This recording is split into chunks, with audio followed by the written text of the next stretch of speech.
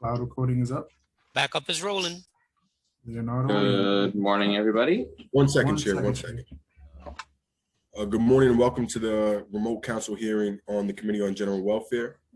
At this time, we ask that all council staff turn on the video for verification purposes. Please place all cell phones and electronic devices to silent or vibrate to minimize disruption. Mr. Chair, we're ready to begin. Great. Thank you, Sergeant. Good morning, everybody, and welcome to this vote on the City Council's Committee on General Welfare. Today, the committee will vote on two bills sponsored by Councilmember Mark Levine, co-sponsored by Councilmember Vanessa Gibson, concerning protecting the rights of tenants. Intro 1529A and 2050A. First, I want to acknowledge my colleagues that are here. We are joined by Councilmember Lander, Grudenchik, Councilmember Salamanca, Levine, Councilmember Traeger, Councilmember Darma Diaz, and I want to give us a special welcome to Councilmember Feliz for his first hearing with the General Welfare Committee, first vote. So welcome, Councilmember. So I'll just read briefly on the bills. The COVID crisis has underscored the importance of safe and secure housing, with the Center of Disease Control issuing guidance for a nationwide eviction moratorium. It has never been more apparent that housing is healthcare and a human right.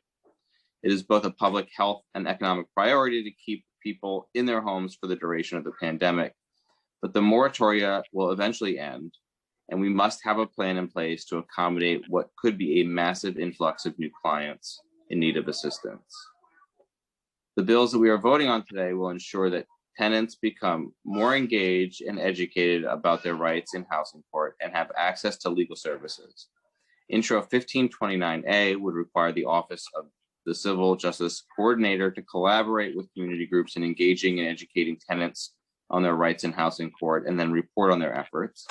Intro 2050A would expand the right to counsel for tenants facing eviction proceedings starting June 1st of this year instead of the current phase-in. The right to counsel has contributed to a 30% reduction in evictions in the city between February of 19 and February 20. And Intro 2050A will expand upon this success by ensuring access is not limited to zip code. I want to thank the advocates, members of the public, and those with lived experience who testified in favor of these bills. At this time, I'd like to turn to my colleague, Councilmember Mark Levine, for a statement on these bills. I'd like to quickly thank my staff, Jonathan Boucher, Chief Staff, Nicole Hunt, Legislative Director, and Committee Staff, Amanda Kilowan, Senior Counsel, Crystal Pond, Senior Policy Analyst, Natalie Omery, Policy Analyst, and Frank Sarno, Finance Analyst. Councilmember Mark Levine. All right, thank you so much, Chair Levin. I'm not going to give a full statement because I'll do that at the stated today. I just want to briefly thank you, Chair Levin, for bringing these bills to the floor so quickly at a moment where we face a potential emergency for tenants with an avalanche of evictions. And these two bills will protect tenants in two critical ways, as you explained. First, by taking the successful right to counsel law to every zip code in every borough immediately, accelerating what had been a planned 5-year implementation so that no tenant facing an eviction has to confront that without the benefit of an attorney. And I'm so thrilled we're pulling this off today ahead of the scheduled end of the eviction moratorium. And secondly, Intro 1529 ensures that people know they have this right by deploying community-based groups throughout the city, contracted with the city to organize tenants so they understand that if they ever face evictions, they will have protection by provision of an attorney. So they stand and fight for their rights. This will be a great equalizer in struggles with landlords. Two big bills coming at just the right moment.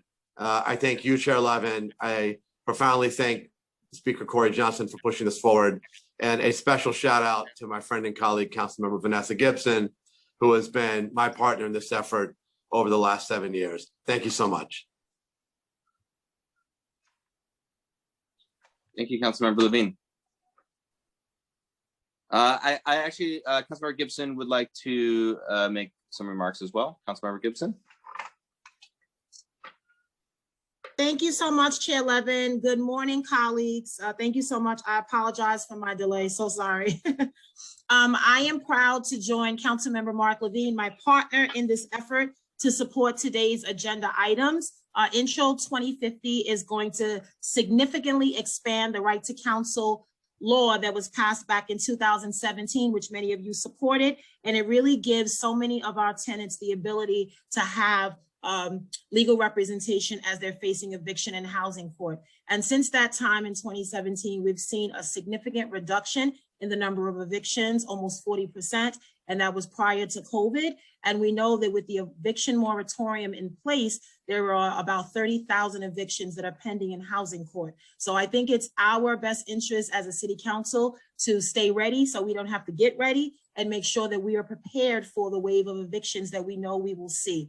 Intro 2050 recognizes that the right to counsel law, the 5-year phase in, it recognizes the global pandemic of COVID-19 and how it has further exacerbated so many rent-burdened tenants, many of whom lost their income and lost their employment and have fallen behind in rent. So I'm so proud of this day. I'm so proud of the movement from the Right to Counsel Coalition and so many organizations like CASA and Northwest Bronx and the Right to Counsel Coalition, the Homeless Can't Stay Home Coalition members, everyone that was really united around this particular issue.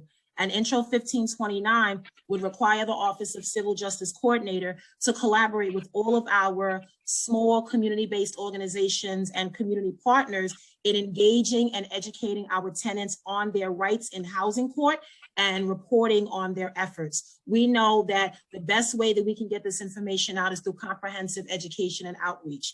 And it's one step for us to pass legislation codified in local law, but we also have to take it another step to make sure that New Yorkers are educated about the laws we pass and how it benefits them. I'm so grateful to you, Chair Steve Levin. Thank you for being a relentless advocate for so many New Yorkers that are rent burdened, that are facing eviction and harassment by landlords every day. We see those faces. We know that they are our constituents and we have to do everything possible to help them. So thank you so much. Thank you, Councilmember Mark Levine, for always being a great partner in this effort. I'm so proud to call you my friend and partner in this. We just continue to do this groundbreaking legislation that relates to a right to counsel and balancing the scales of justice in housing court. So I proudly vote aye on today's agenda and encourage all of my colleagues on general welfare to do the same. Thank you so much, Chair Levin. Thank you, Councilmember Gibson. And with that, I'll turn it over to William Martin, clerk, to call the roll. Sure. Good morning. William Martin, committee clerk, roll call vote, Committee on General Welfare on proposed introductions 1529A and 2050A. Both items are coupled. Chair Levine. Excuse me, Chair Levin. I vote aye on all. Lander. With just profound congratulations and gratitude to council members Levine and Gibson on this tremendous legislation and its extension, and it's coming right on time. I enthusiastically vote aye on all. Thank you. Gibson. I proudly vote aye on all. Thank you. Traeger. Aye. Grodenchik. Aye. Yeah. Give me one quick second. Hold on. Salamanca. I vote aye. Thank you. Dharma Diaz. As a housing advocate and know that housing is a right for all, I vote aye. Thank you. Feliz. I proudly vote aye. Thank you. Okay, one moment. By a vote of 8 in the affirmative, 0 in the negative, and no abstentions, both items have been adopted by the committee.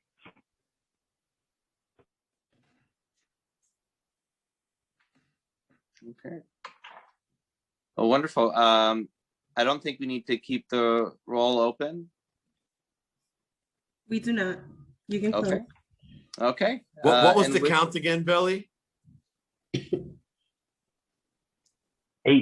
in the affirmative, 0 in the negative, no abstentions. I love it. Congrats, Sounds good. Thank you. Congratulations, Councilmember Levine, Councilmember Gibson, on a hard-fought victory here on behalf of New Yorkers in need. I know how much work you both have put into this, and very, very grateful to you. And with that, this hearing is adjourned.